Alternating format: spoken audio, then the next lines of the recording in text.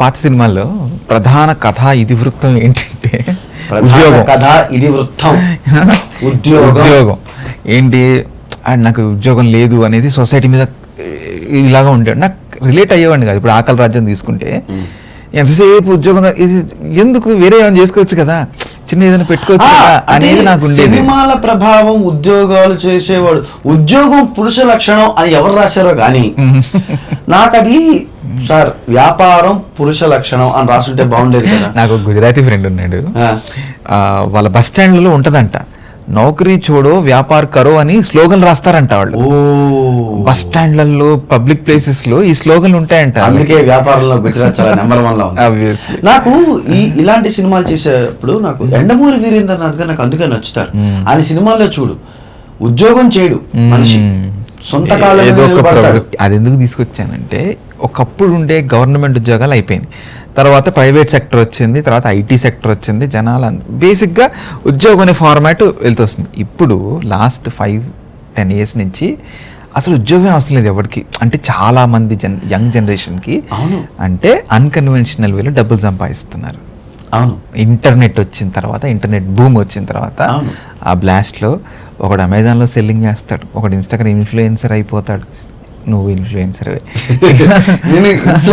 Content creator okay.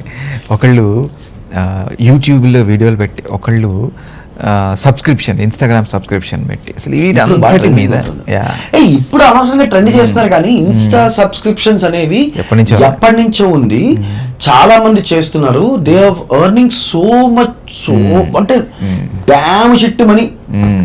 అంటే ఇప్పుడు తెలిసిన వాళ్ళు విష్ణుప్రియ చేస్తోందని చెప్పి, వీళ్ళు చేస్తుందని చెప్పి అనవసరంగా ఈ కుక్కలు అరుస్తున్నారు. కానీ అసలు ఫస్ట్ తప్ప ఒప్ప, ఎథికల్ గా, లీగల్ గా, చట్టబద్ధంగా నువ్వు ఏం చేసినా తప్పు కాదు. నేను కూడా అదే అంటే నీ కంట్రీ నార్మ్స్ ప్రకారం నువ్వు ఏం చేసినా నార్మ్స్ ప్రకారమే చెయ్యాలి. నువ్వు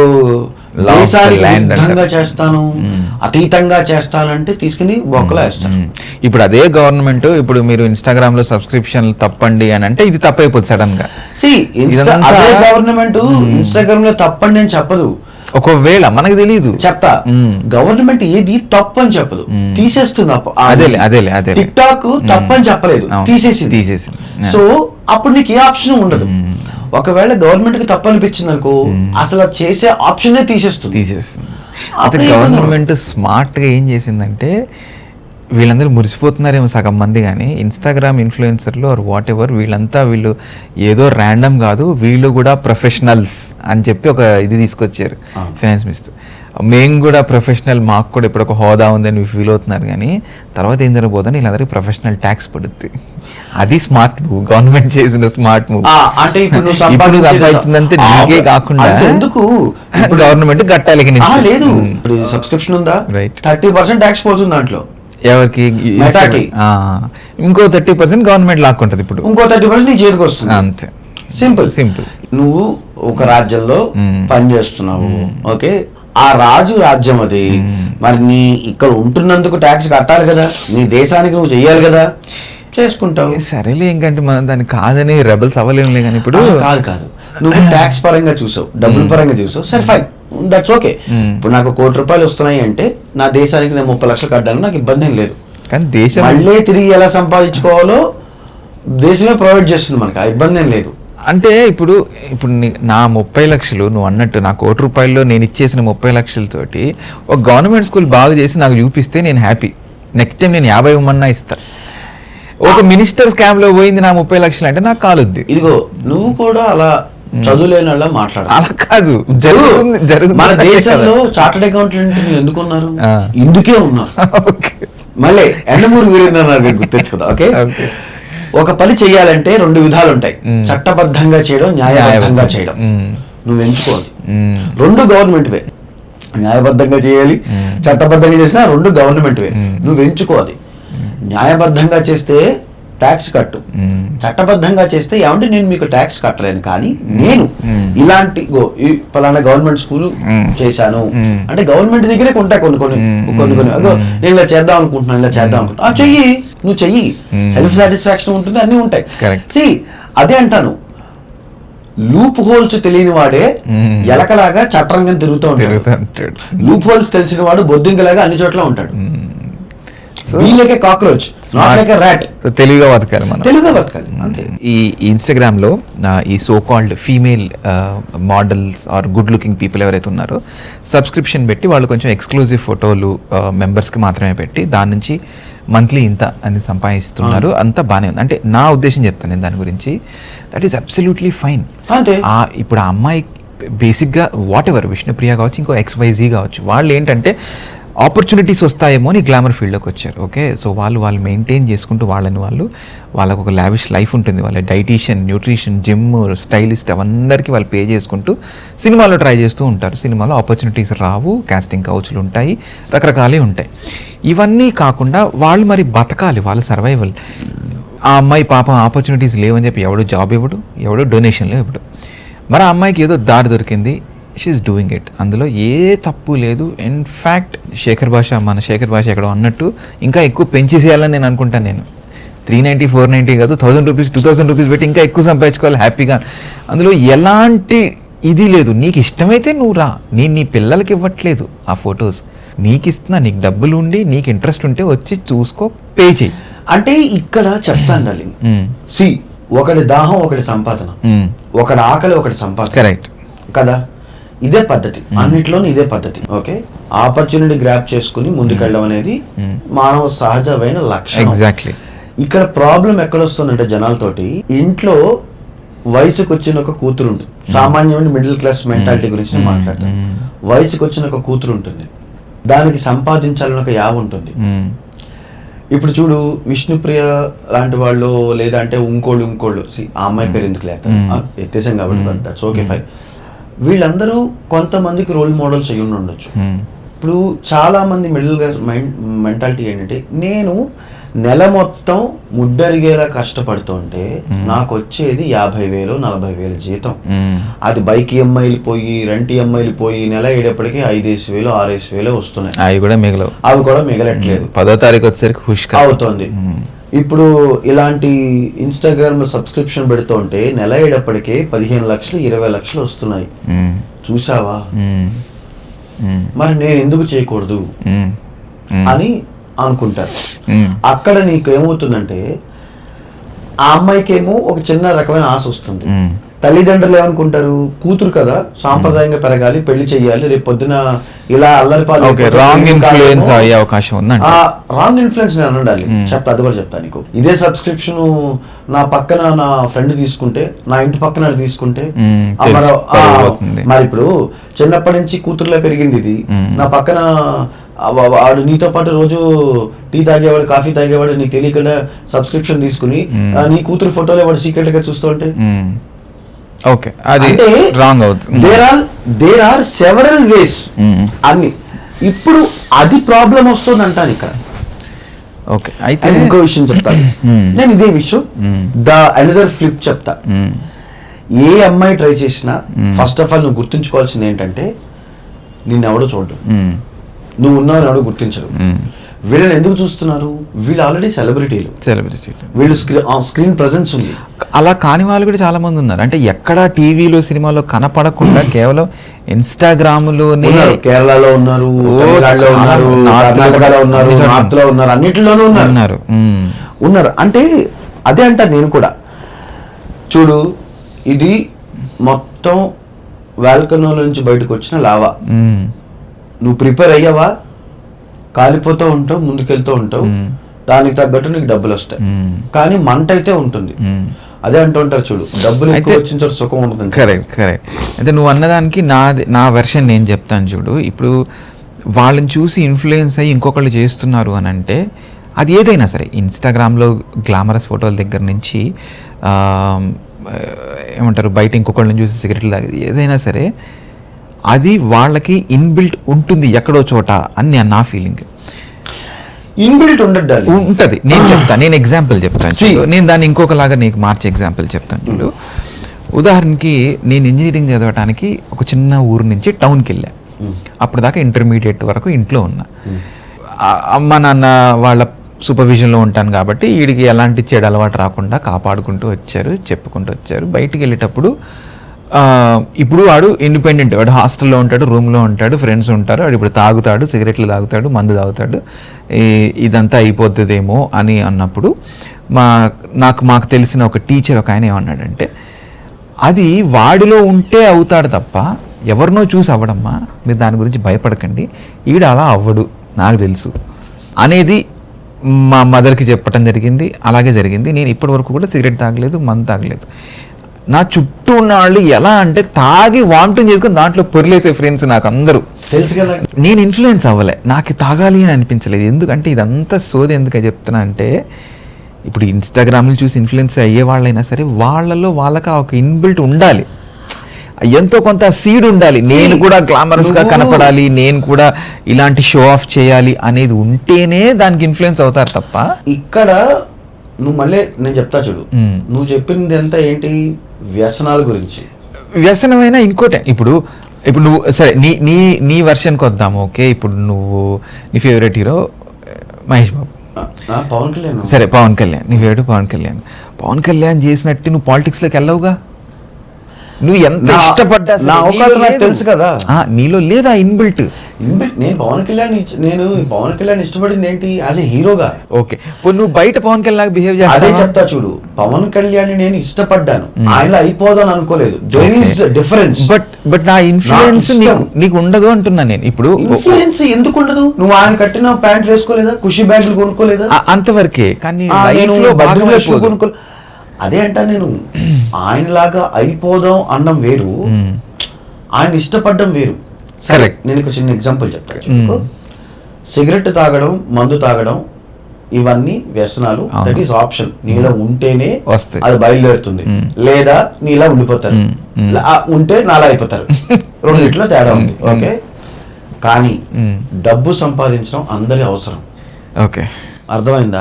కానీ ఇలా నేను మాట్లాడేది ఏంటంటే వెరీ కామన్ పాయింట్. పొద్దున్నే గొడ్డుల్లాగా బ్యాగులు వేసుకుని మెట్రోల్లోనో క్యాబుల్లోనో పడిగాపులు కాసుకుంటూ ఆఫీసులకు వెళ్ళి ల్యాప్టాప్ ఆన్ చేసి మేనేజర్ తిట్టే తిట్లు చూసి ల్యాప్టాప్లు కొట్టుకుంటూ నా బొక్కలో జీవితం అని చెప్పి అనుకుంటూ ఈఎంఐలు కట్టుకుంటూ అత్తీసరిగా బతికే వాళ్ళకి సడన్ గా నీ అమ్మ నేను ఇంత చేస్తూ ఉంటే 30,000 దానికి అంత వస్తుందా, నేను ఎందుకు అలా చేయకూడదు. అయితే ఇక్కడ మెయిన్ కాన్సెప్ట్ ఏంటి, డబ్బులు.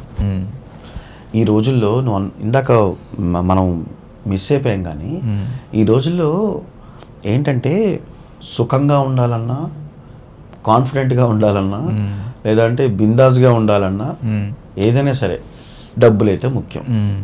నువ్వు ఇంట్లో కూర్చుని గుక్క పెట్టి ఏడుస్తానంటే 1వ తారీఖుకి ముందు తలుపు కొట్టి ఓనర్ రెంట్ కట్టేసాడవ్వా అంటాడు. కరెక్ట్, అవునా? ఇప్పుడు డబ్బు సంపాదించాలి, కానీ ఆ అమ్మాయికి మనం ఇప్పుడు సబ్స్క్రిప్షన్ మోడలే మాట్లాడుకుంటే ఆ అమ్మాయికి అది ఇష్టం లేకపోతే తను ఎప్పటికీ చేయదు. ఎంత డబ్బు అవసరంలో ఉన్నా సరే అది తను ఎప్పటికీ చేయదు, అమ్మాయి కానీ అబ్బాయి కానీ. అదే నేను అంటున్నాను. సో ఇక్కడ ఇన్ఫ్లుయెన్స్ అనేది నీలో అవుతుంది తప్ప. అదే చెప్తాను. ఇప్పుడు ఇది వరకు గుర్తుందా మనకి, రాత్రిపూట కేబుల్ టీవీలో 18+ మూవీస్ వచ్చాయి, అడల్ట్ మూవీస్ వచ్చాయి. నెమ్మదిగా ఓటీటీలోకి మార్చేసాం. అంత అంటే పిల్లలందరూ చూస్తూ ఉంటారు, పాడైపోతారని చెప్పి మార్చేసుకుని ఓటీటీలో చూసుకున్నాం. ఓటీటీలో డబ్బులు కట్టి చూస్తామంటే అది నీ ప్రాబ్లమ్. ఓటీటీలో డబ్బులు కట్టి అంటే పేరెంటల్ గైడెన్స్ అన్నీ ఉంటాయి కాబట్టి నువ్వు వెళ్ళాలి అనుకుంటే నీ ఇష్టం, నువ్వు వెళ్ళు, కానీ డబ్బులు వస్తాయి, కాన్సిక్వెన్సెస్ కూడా ఉంటాయి.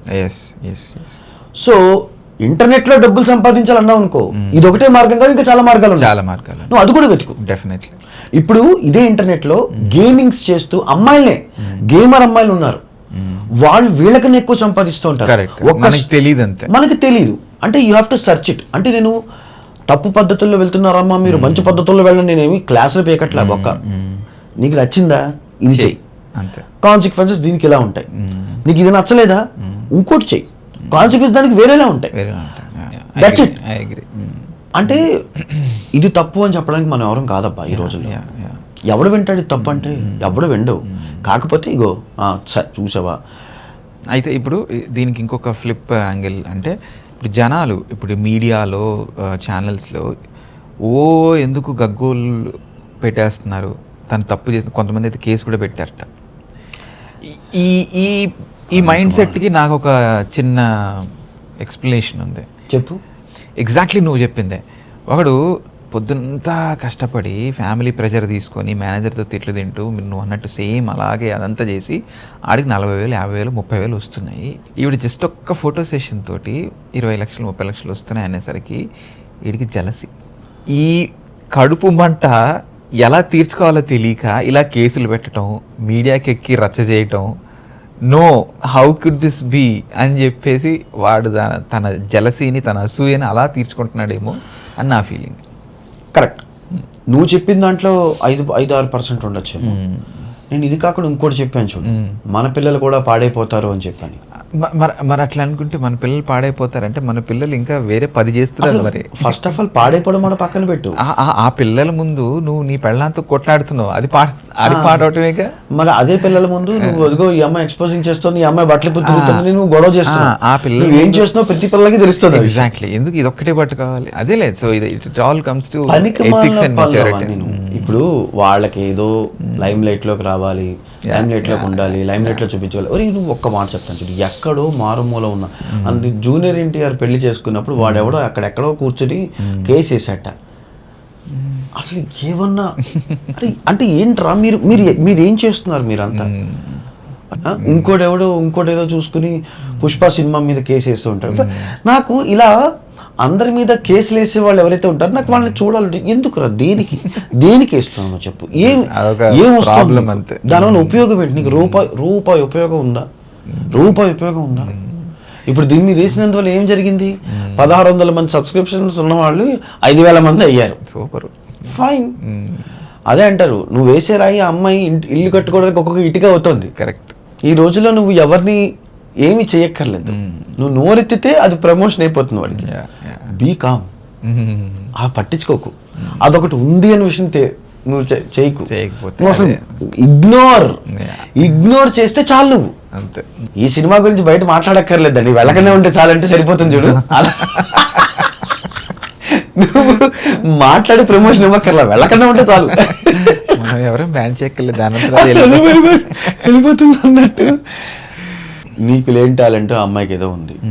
అరే ఆ అమ్మాయి హైదరాబాద్లో ఒంటరిగా ఆడపిల్ల వచ్చి పని చేసుకుని చక్కగా అంటే తెలివిగా ఏదో ఒకటి చేస్తోంది కదా, డబ్బులు సంపాదించుకుంది కదా. నిన్నేమైనా గెలికిందా? నీ సంసారాన్ని ఏమైనా గెలికిందా? అంటే ఆ అమ్మాయి గురించే కదా, ఎవరైనా అంతే. నీ సంసారాన్ని గెలకలేదు కదా, నీకెందుకు? కుదిరితే చూడు, లేదంటే మూసుకుని నీ పని చూసు, అంతే. ఇంతకు మించి ఏమీ లేదు. ఇప్పుడు దీంతో పెట్టిన గొడవ అదే నీ కుటుంబం మీద పెట్టుంటే అట్లీస్ట్ ప్రేమ, ఆప్యాయత, టైం స్పెండింగ్, లేదంటే కుటుంబంతో గడిపిన డబ్బులు, మనశ్శాంతితో ఏదో వచ్చి చచ్చేది. సో అయితే ఇప్పుడు కంక్లూడింగ్ నోట్, ఇప్పుడు ఆపర్చునిటీస్ చాలా విచ్చలవిడిగా ఉన్నాయి ఇంటర్నెట్ నుంచి సంపాదించుకునేది. So at the same time అదొక రిస్క్ కూడా, అదొక గ్యాంబ్లింగ్ కూడా అవుతుంది. అంటే ఇప్పుడు ఫర్ ఎగ్జాంపుల్ ఒక ఇన్ఫ్లుయెన్సర్ సక్సెస్ అయ్యాడని చెప్పి 1000 మంది వెళ్తుండొచ్చు, అందరూ సక్సెస్ అయ్యారు. వాళ్ళ కెరీర్ పక్కన పెట్టి వీళ్ళు ఇదంతా చేసి, వాట్ డూ యూ థింక్? అంటే ఈ దారిలో వెళ్ళడం కరెక్టేనా? అందరూ రాజమౌళిలు అవ్వలేరు, అందరూ సుకుమార్లు అవ్వలేరు, అందరూ మా నోలన్ మామ అవ్వలేరు, అవునా? మరి హౌ టు ఫైండ్ ఇట్? ఇప్పుడు చేతులు కాలిన దాకా వెయిట్ చేయాలా? అందరూ అవ్వలేరు అంటే ఇన్ ద సెన్స్ అలా అవ్వలేరు అని. అంటే నా ఉద్దేశం, నువ్వు జెఫ్ బెజోస్ అవ్వలేవేమో కానీ ఇంటర్నెట్లో నువ్వు వ్యాపారం చేయొచ్చు. నువ్వు ఎలాన్ మస్క్ అవ్వలేవేమో, బట్ అట్లీస్ట్ నువ్వు దానికి ఏం చేస్తే ఒక స్థాయిలో వెళ్ళొచ్చు. పద్ధతి పాడు అనేది ఒకటి తగలడుతుంది మనకి. బేసికల్గా ఇంటర్నెట్లో చేయాల్సిన ఫస్ట్ ఏంటి? రీసెర్చ్. నువ్వు ఇంటర్నెట్లో వ్యాపారం చేద్దామని మొదలు పెట్టావు అంటేనే దాని ఉద్దేశం నువ్వు చదువుకున్నవాడు అని, నీకు అర్థమవుతుందని. బోల్డ్ క్లాసెస్ ఉన్నాయి, బోల్డ్ థీసిస్ ఉన్నాయి, బోల్డ్ ఇది ఉన్నాయి, అవన్నీ చూడాలి.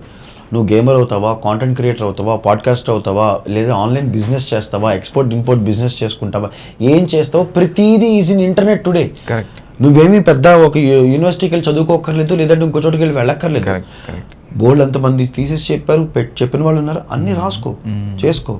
నీకు అంత బుర్ర పెట్టి ఇది లేకపోతే మనకి ఏలు బోల్డ్ ఉన్నాయి, చాట్ జీపీటీలోనో క్లౌడ్లోనో ఏదో బోల్డ్ తగలడ్డాయి. నువ్వు దాన్ని అడుగు, అది ఎంతో కొంత ఇచ్చి వస్తుంది, చదువుకో. Preparation is much more important. దాంతోపాటు నేను ఇంకొకటి యాడ్ చేసింది ఏంటంటే సెల్ఫ్ రియలైజేషన్. నువ్వు దేనికి పనికి వస్తావు, నీలో దేవుంది అనేది నీకు ఒక క్లారిటీ ఉండాలి. అది తెలుసుకున్న రోజు నీకు ఆ డైరెక్షన్ వస్తుంది, నువ్వు బాగుపడతావు. సో మిగతా వాళ్ళకి మనం మాట్లాడేది ఏంటంటే, ఇంటర్నెట్లో ఎవడేం చేసినా దయచేసి అరవద్దు. మిమ్మల్ని వీధిలో కుక్కలా చూస్తారు తప్ప ఇంటర్నెట్లో వాళ్ళు, అంటే మేం కాదు, ఇంటర్నెట్లో వాళ్ళు మీరు ఎవరిని తరుస్తున్నారు, దానివల్ల రూపాయి ఉపయోగం లేదు. నీ కరెంటు వేస్ట్, ఇస్త్రీ చొక్కా వేస్ట్, ఇస్త్రీ ప్యాంటు వేస్ట్, ఆ రోజు పొద్దున బయలుదేరి కాఫీ టిఫిన్ భోజనాలు అన్నీ వేస్ట్ అయిపోతాయి, డబ్బులు వేస్ట్. ఇంటర్నెట్లో ఎంత అరిచినా, ఇంటర్నెట్లో చేసే వాళ్ళ గురించి ఎంత అరిచినా కూడా ఉపయోగం రూపాయి లేదు. ఉపయోగం ఎవరికి ఉంటుంది, ఎవరి మీద అరుస్తున్నారో వాళ్ళకి ఉపయోగం. ఇప్పుడు ఎవరెవరికైతే నేను చెప్పొస్తున్నాను, నేను ఎవరికి చెప్తున్నానంటే, ఎవడెవడైతే ఇంటర్నెట్లో ఇలా చేసేస్తున్నాడు, సమాజాన్ని పాడు చేసేస్తున్నాడు అని చెప్పి నువ్వు రోడ్డు ఎక్కి, న్యూస్ పేపర్ ఎక్కి, టీవీ ఛానల్ ఎక్కుతున్నావో, గుర్తుపెట్టుకో, ఇంటర్నెట్లో అన్ని ఆపోజిట్గా పనిచేస్తాయి. నువ్వు ఎవరినైతే అరుస్తావో వాడికి ఫేమ్ పెరిగిపోతుంది. ఎందుకంటే నువ్వు మహా అయితే నీ ప్రాంతంలో వాళ్ళను, లేదంటే నీ ఏరియాలో వాళ్ళను ఆపగలవు, నువ్వు ప్రపంచంలో వాళ్ళని ఆపలేవు కదా. ఇప్పుడు నువ్వు ఇదే టీవీ ఛానల్ జర్మనీలో వెళ్ళి చెప్పలేవుగా, యూఎస్ఏ చెప్పలేవుగా, అమెరికా వెళ్ళి చెప్పలేవుగా, ఇంట్లో వాళ్ళని ఆపలేవు కదా. అంతగా అరిచి నీ ఫ్రెండ్ గాడే మీమేసి పంపి పెడతాడు, ఆ మీమే ఇది. సో ఇంటర్నెట్లో అన్ని ఆపోజిట్గా వర్క్ చేస్తూ ఉంటాయి. సో నీకు అనుకూలంగా చెయ్యాలంటే ఏం చేయాలి, నువ్వు కామ్ ఉండాలి. కాముంటే అది నువ్వు షేర్ చేయకు, చూడకు, అంతే, మాట్లాడకు. Hey, this is RJ Nani here, and మీ అందరికీ తెలుసు నా ఇన్స్టాగ్రామ్ అకౌంట్ కూడా. So I love this man, I love this soul. మా పరిచయం ఇప్పటిది కాదనమాట. వరండా టాకీస్ ఈ పదం, ఈ పేరు నాకు సుపరిచితం, ఇప్పటిది కాదనమాట. అండ్ ఇలాంటి అద్భుతమైన కంటెంట్ కానీ, అంటే అట్లీస్ట్ మిమ్మల్ని థాట్ ప్రాసెస్లో పెట్టే కాంటెంట్ అని అంటానా, లేదంటే ఇన్ఫర్టైన్మెంట్ ఇచ్చే కాంటెంట్ అంటాను, ఏదైనా సరే you will feel so refresh, happy and time pass చక్కగా అవ్వాలంటే కనుక ప్లీజ్ డూ సబ్స్క్రైబ్ టు వరండా టాకీస్. లైక్ చేయండి, కామెంట్ చేయండి. ఇంకా మీ ఇద్దరం రెగ్యులర్గా కనిపిస్తూ ఉంటాము. ఎలాంటి టాపిక్స్ మీద మాట్లాడితే బాగుంటుందో కూడా మీరు కింద కామెంట్ సెక్షన్లో పెడితే చక్కగా ఆ టాపిక్స్ మీద కూడా మేము డిస్కషన్స్ పెడుతూ ఉంటాము. మీరు కూడా డిస్కషన్స్ పెట్టచ్చు, మీకు మీ కామెంట్స్కి రిప్లైలు కూడా ఇస్తూ ఉంటాం మేము. సో ప్లీజ్ డూ ఫాలో వరండా టాకీస్.